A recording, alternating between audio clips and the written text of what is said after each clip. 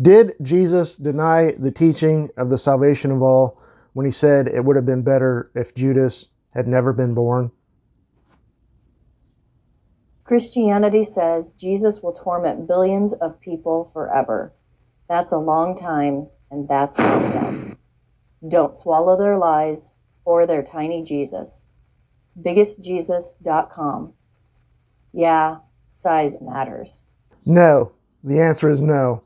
Jesus did not deny the salvation of all in saying that about Judas.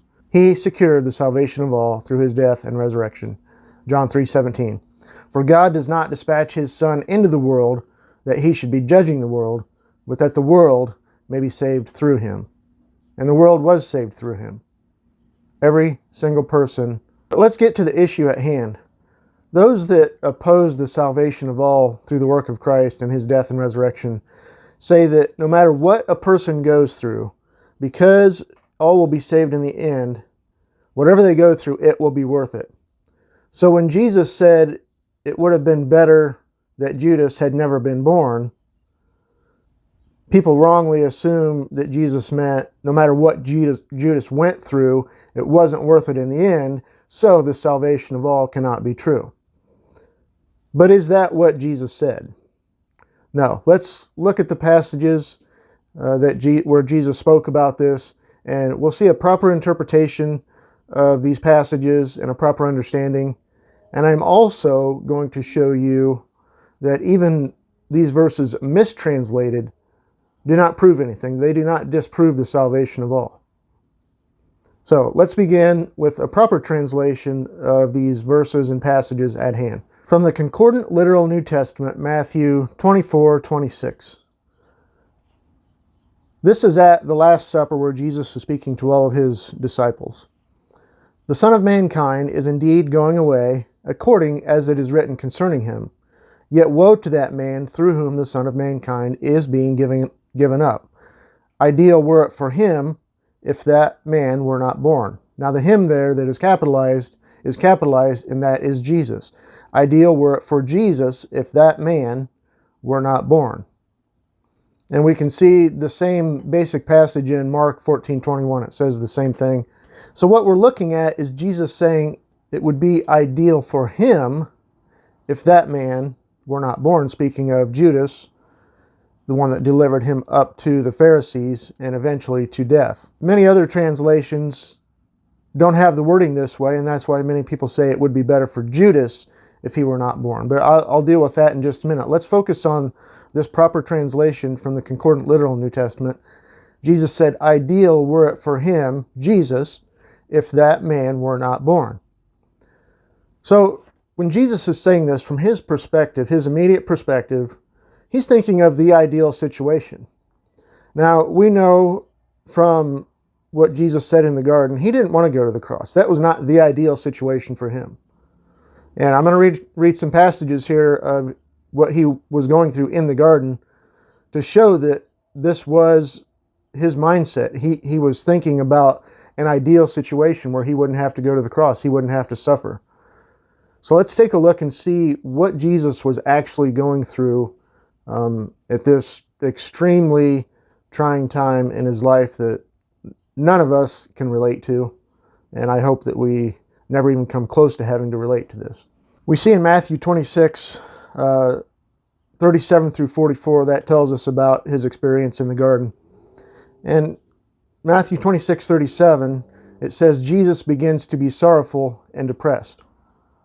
Now, this doesn't sound like the Jesus we think of, but when he was going through this, it was traumatic. I mean, like I said, none of us can imagine this, none of us can enter into this, and that's a good thing. Verse 38, Jesus said to his disciples in the garden, sorrow-stricken is my soul to death. And he said in verse 39, he had gone to his Father and was praying. He prays, my Father, if it is possible, let this cup pass from me. However, not as I will, but as thou. So Jesus gave, from his standpoint, the ideal situation. My Father, if it is possible, let this cup pass by from me. But that wasn't the Father's will. And we look further in Matthew 26, 42. Jesus is again praying. He says, "My Father, if this cannot pass by from me, if I should not drink it, let thy will be done." Again, we see Jesus talking about the ideal, this cup passing from me. If Judas had not been born, if the scriptures didn't have to be fulfilled, Jesus was thinking of the ideal situation. Is there another way? And humanity, don't we have that same question? Couldn't God have done this another way? God could have done anything he wanted, but this was his way, this was his will, this was his plan. And Jesus, who is fully human, is asking this question that we also ask. Is there another way? Mark 14, 32 through 36, again in the garden. It says, Jesus begins to be overawed and depressed. Again, he's overwhelmed by this situation. And he says again, "Sorrow-stricken is my soul to death." And Mark 14:35, he fell on the earth and prayed that if it is possible, the hour may pass by from him. In verse 36, he said, "Abba, Father, all is possible to thee. Have this cup carried aside from me, but not what I will, but what thou." So Jesus knew that there were other ways. God could have done this a billion different ways. God could have made creation in a different way. God could have done everything in a different way, but he didn't. This was his plan. This was God's will. And again, Jesus was thinking of the ideal for himself. Was he being selfish in this? No, he was just being human. He was being real. Jesus had no sin. He was thinking about these things, the ideal situation for him. Let's look on to Luke 22, 39 through 44. Verse 42, he says, "Father, if it is thy intention, carry aside this cup from me. However, not my will, but thine be done." And verse 44, it says, "And coming to be in a struggle, he, Jesus, prayed more earnestly, and his sweat became as if clots of blood descending on the earth." I've never read of this ever happening to another human. Maybe it has, just the extreme pressure and stress where you're sweating drops of blood. Again, Jesus wanted the ideal for himself, and that's not selfish. That's just being realistic. God understands that. But Jesus did do the Father's will. He died, and he rose again for us. So let's go back to the passage in Matthew 24:26 from the Concordant Literal New Testament. "The Son of Mankind is indeed going away, according as it is written concerning him.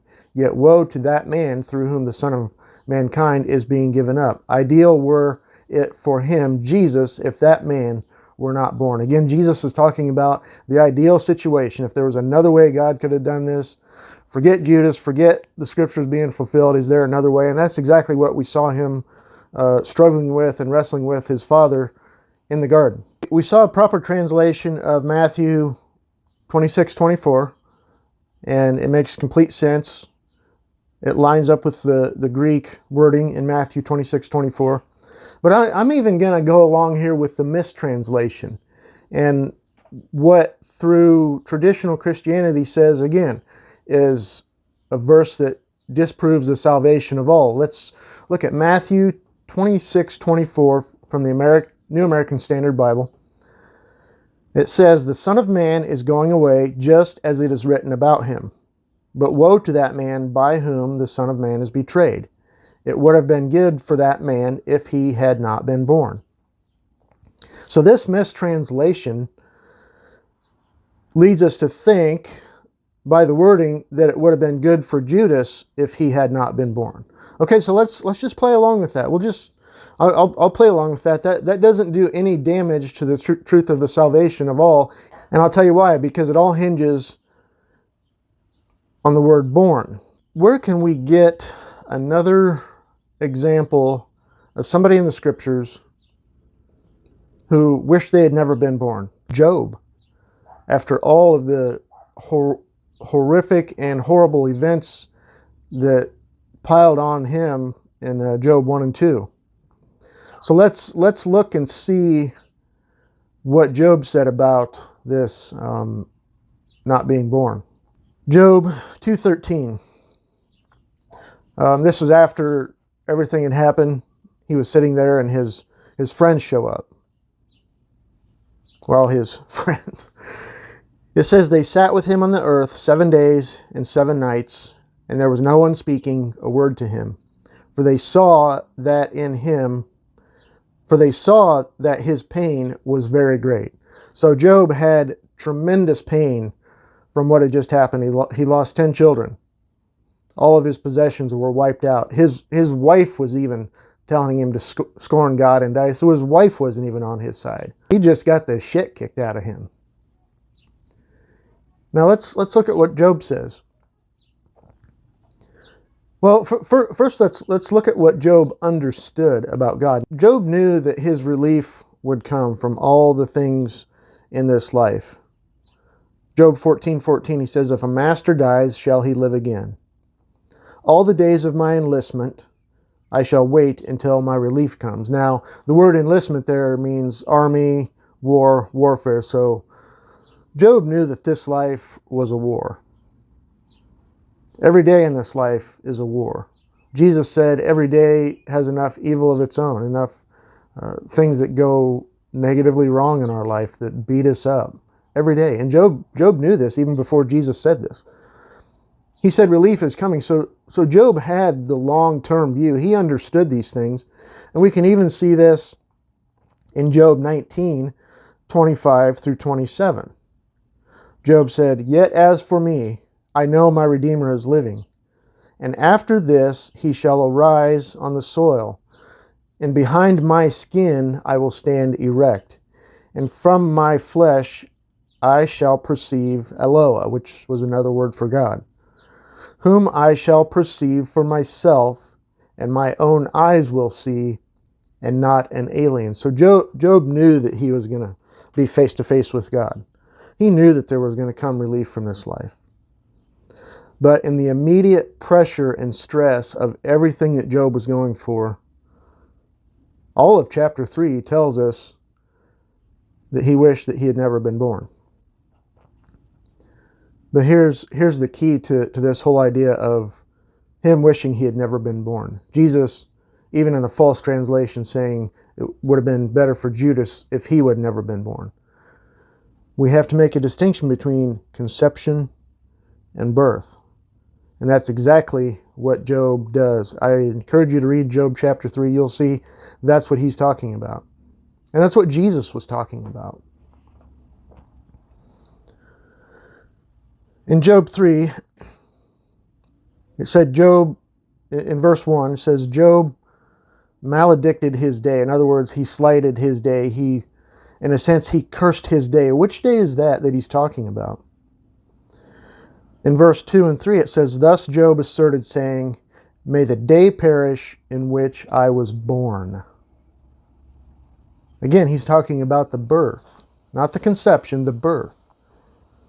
And we go on in Job chapter 3.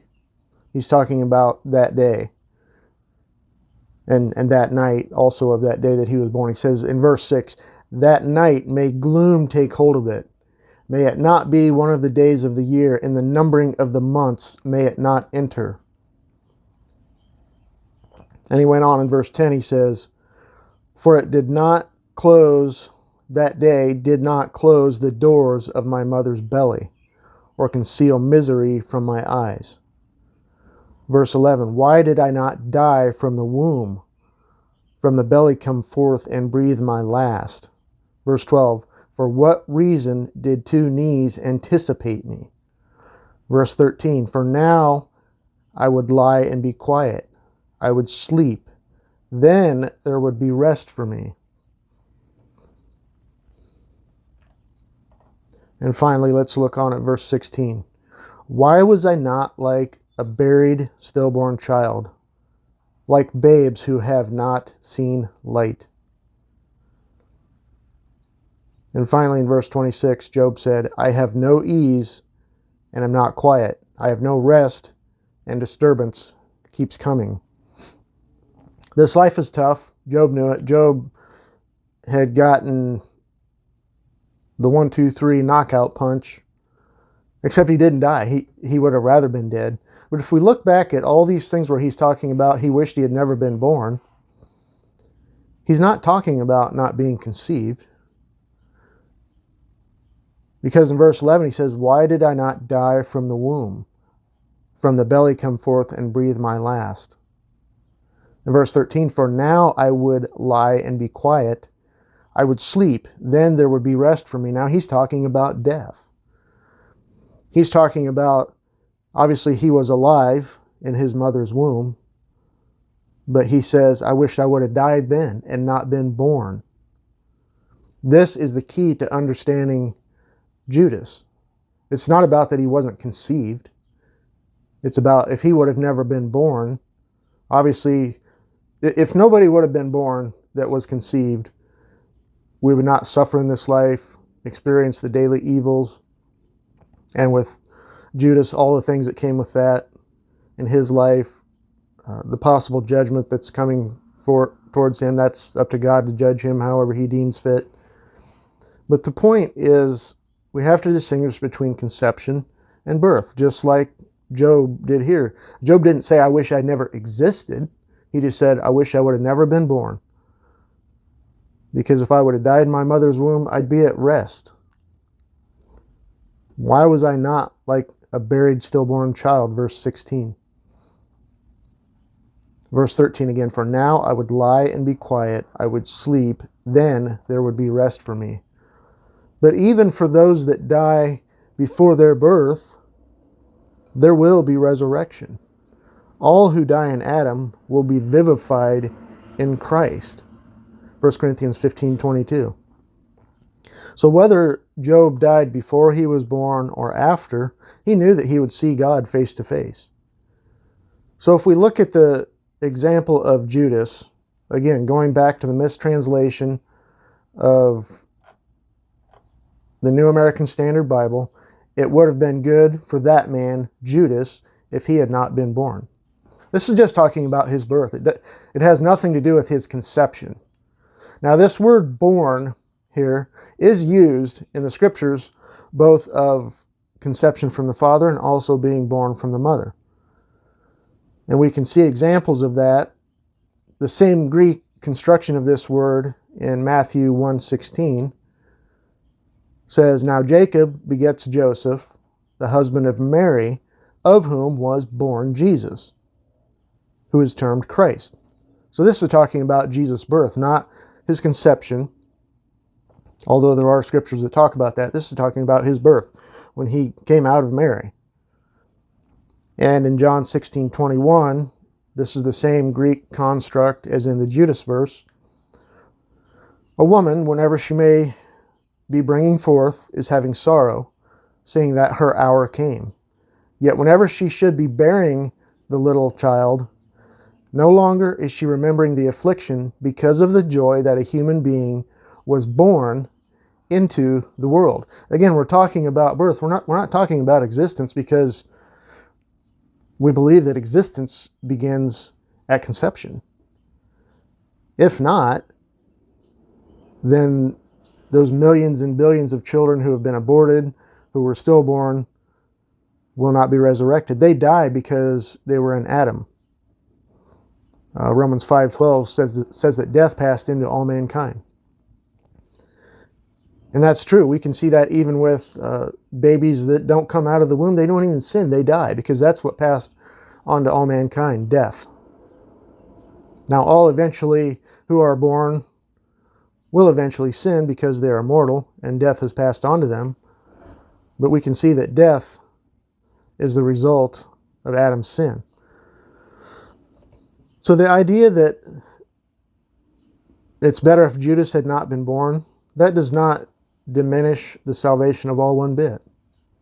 Because even if Judas had not been born, that does not mean Judas would have never existed inside of his mother's womb. So to sum up, if Judas was not born, but he was conceived, and he died in the womb, he would have skipped all the misery and pain that was ahead of him in his life. But just like an aborted child or a child that's stillborn, he would have still been resurrected. The salvation of all is still intact. Judas would not be left behind, nullifying this great truth of the salvation of all. The salvation of all is fully intact because of what Christ did on the cross and through his resurrection, and what he is going to do. 1 Timothy 2:4, God wills that all mankind be saved and come into a realization of the truth. And that's exactly what's going to happen.